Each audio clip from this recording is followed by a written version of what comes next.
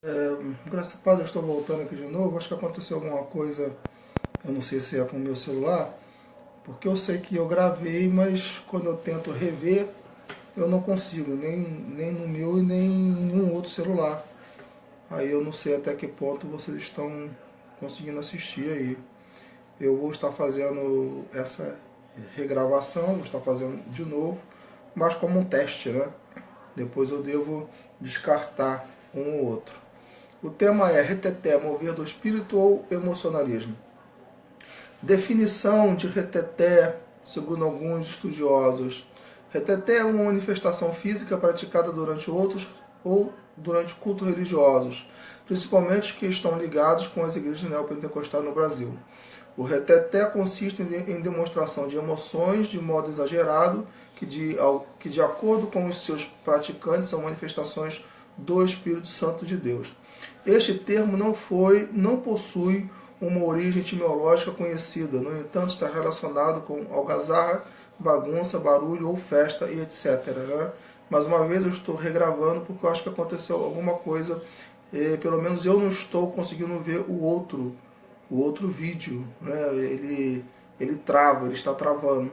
Então eu estou regravando e aí de repente eu descarte esse ou outro. Né?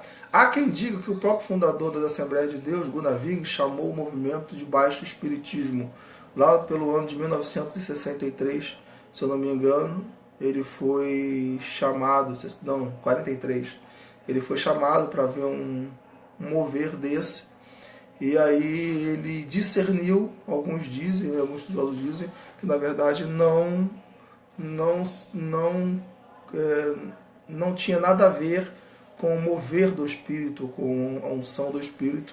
Ele disse que assemelhou muito ao que acontece no Espiritismo. Isso é segundo alguns estudiosos dizem. Eu não sei até que ponto realmente isso é ou não verdade. Se ele teve esse discernimento, é porque provavelmente ele viu muita diferença no que acontece hoje com o que acontece realmente nas Assembleias de Deus naquela época do mover do Espírito.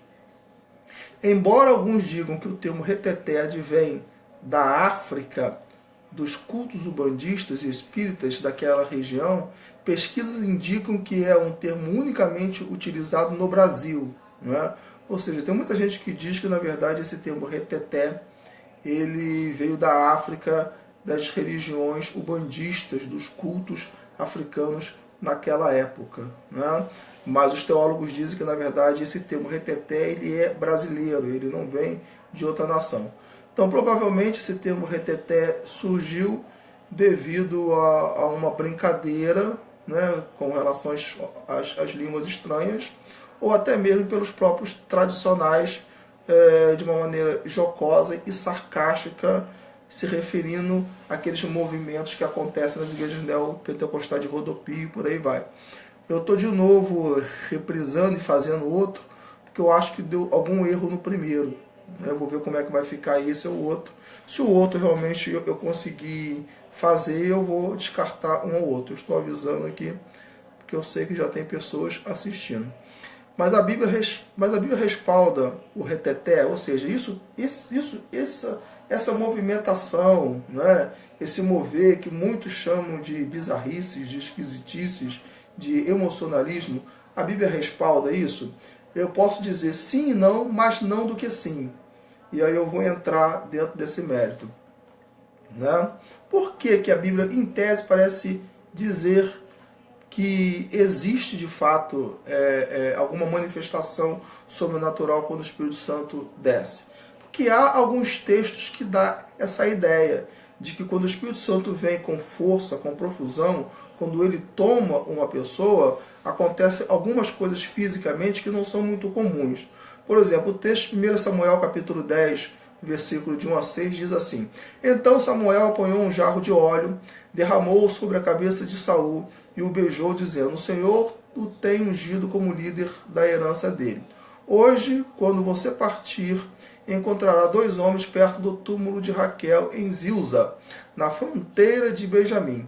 Eles lhe dirão: as jumentas que você foi procurar já foram encontradas. Agora seu pai deixou de se importar com elas e está preocupado com vocês. Ele está perguntando: como encontrarei meu filho? Então dali você prosseguirá para o carvalho de Tabor. 3 homens virão subindo ao santuário de Deus em Betel e encontrarão você ali. Um estará levando 3 cabritos, outro 3 pães e o outro uma vasilha de couro cheia de vinho. Eles o cumprimentarão e lhe oferecerão 2 pães que você deve aceitar. Depois você irá a Gibeá de Deus, onde há um destacamento filisteu. Ao chegar à cidade, você encontrará um grupo de profetas descendo do altar do monte, tocando liras, tambores, flautas, harpas, e eles estarão profetizando. Aí agora escuta bem o que o texto diz, versículo 6. O Espírito do Senhor se apossará de você, se apossará quem? De Saul. Naquela época ele ainda não era rei, ele ia ser ungido rei de Israel. E com eles profetizará em transe. Olha o texto aqui, em transe. Muitas outras versões usam esse termo em transe. E será um novo homem. Quando coloco aqui não só profetizar, mas em transe, o texto é claro. Dá a entender de maneira muito clara que quando o Espírito Santo descesse sobre Saul, alguma coisa física diferente do normal iria acontecer com ele. Então, a Bíblia, de uma certa forma, respalda essa questão aí meio que esquisita, né, que alguém tem, respalda, mas a gente vai diante ao estudo para saber até que ponto. Podemos citar também a questão da consagração do Templo de Salomão. Quando o texto lá diz, quando o Templo de Salomão foi construído e consagrado a Deus, o texto é claro em dizer que quando estavam cantando "O Senhor é bom e a sua misericórdia dura para sempre", desceu a glória do Senhor e todos caíram. Ou seja, trazendo ali uma manifestação física, diferente, normal. Um outro texto também é o texto da descida do Espírito Santo, o batismo do Espírito Santo lá em Atos capítulo 2, quando diz que todos estavam reunidos e veio do céu um som como um vento impetuoso, e línguas foram repartidas como que de fogo, né? O texto ali é claro em dizer que houve alguma coisa muito diferente no meio daqueles 120, né? Que criou perplexidade, né? Nos olhos e nos ouvidos daqueles que estavam vendo aquilo. Tanto que alguns falaram assim: poxa, mas são 9 horas da manhã e o pessoal está bêbado já? Né? Porque houve alguma manifestação física meio que bizarra, diferente, né, daquilo que eles estavam acostumados a ver. Né? Então, provavelmente, o Espírito Santo, quando desce de fato como profusão, pode acontecer algumas coisas assim que a gente acha que é maluquice, mas na verdade não é. Aí vem a pergunta: mas as manifestações de hoje são as mesmas desses textos? Acredito, sem medo de errar, que algumas sim, né? E a maioria esmagadora não. A maioria dos movimentos ditos reteté, ou mover do Espírito, que acontece na grande maioria das igrejas neopentecostais, não tem nada a ver ou pouco a ver com o Espírito Santo. E aí eu vou citar 2 motivos. Número 1, o apóstolo Paulo diz, lá em 1 Coríntios 12, que o Espírito Santo veio derramar dons sobre a igreja. E dentre esses dons, a Bíblia diz que existe um dom de discernir espírito. Por que o apóstolo Paulo diz que há dom de discernir espírito? Porque demônios iriam imitar manifestações do Espírito Santo. Então, a única maneira de saber se aquilo que está acontecendo é demônios ou de Deus, ou do Espírito, só mesmo através do dom de discernir espírito. Não é? E a gente já teve experiências disso. Né? Eu já conheci casos, eu vi casos de pessoas estarem falando em línguas, né? E de repente alguém ter o discernimento, saber que é demônio e expulsar o demônio. Na verdade, não era o Espírito Santo que estava falando em línguas, nada, era demônio que estava produzindo aquilo. Eu mesmo já tive um certo discernimento de ver alguém caído, aparentemente não são do Espírito, e chegar ali e decretar: demônio, sai, porque não é o Espírito. E de repente o demônio se manifestar e realmente ver que ele estava imitando alguma coisa do Espírito Santo. Esse é o primeiro ponto, que é muito importante. Não é? Às vezes a gente olha uma coisa e acha que é Deus, na verdade são manifestações demoníacas. O segundo ponto que eu acho o mais importante é esse aqui. Muitas de nossas manifestações corpóreas são produtos do desejo da emoção, né? Tendo como agente uma música, ou seja, o agente é uma música, é uma pregação eloquente, ou até o Espírito Santo mesmo, que vem e traz uma alegria em nosso coração. Ou seja, quem produz as manifestações físicas não é aquilo que causou a emoção.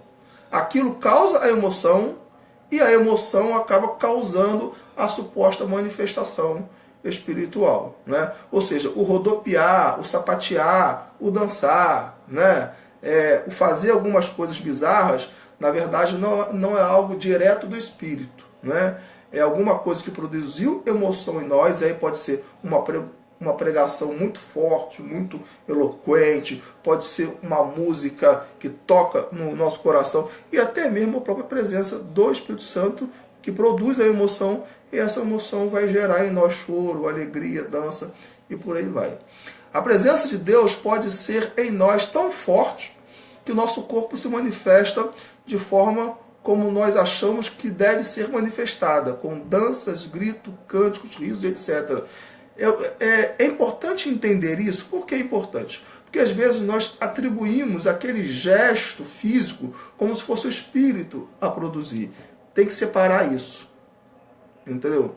O gesto de dançar, o gesto de rodopiar, 99% dos casos não tem nada a ver com o Espírito Santo. Né? Pode até ser que Deus tenha trazido sobre nós um gozo muito grande e a gente, por pura emoção, produz aquilo. Né? Na maioria das vezes esmagadoras, não tem nada a ver. Porque estudando a palavra, estudando o Novo Testamento, nós percebemos que o Espírito Santo ele só produz diretamente em nós 3 coisas. Número 1, arrependimento. Arrependimento. A Bíblia diz que o Espírito Santo veio para convencer o homem do pecado, da justiça e do juízo. E número 2, profecias e línguas. Né? As 2 manifestações sobrenaturais que o Espírito Santo produz diretamente, né, é profecias e línguas. O resto, na minha visão, é produto da emoção.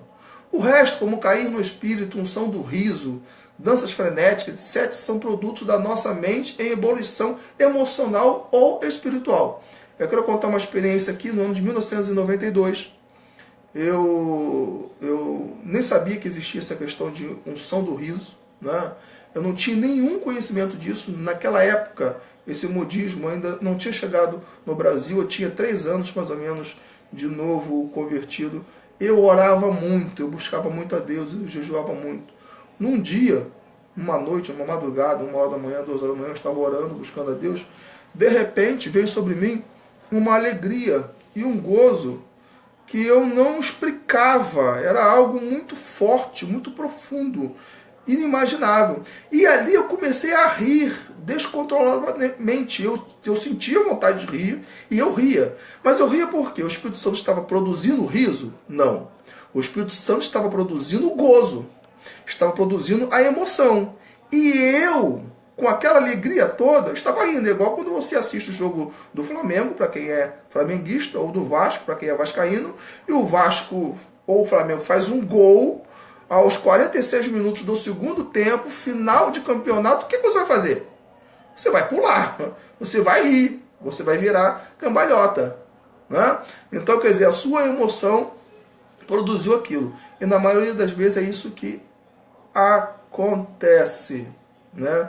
Na maioria das vezes é isso que acontece.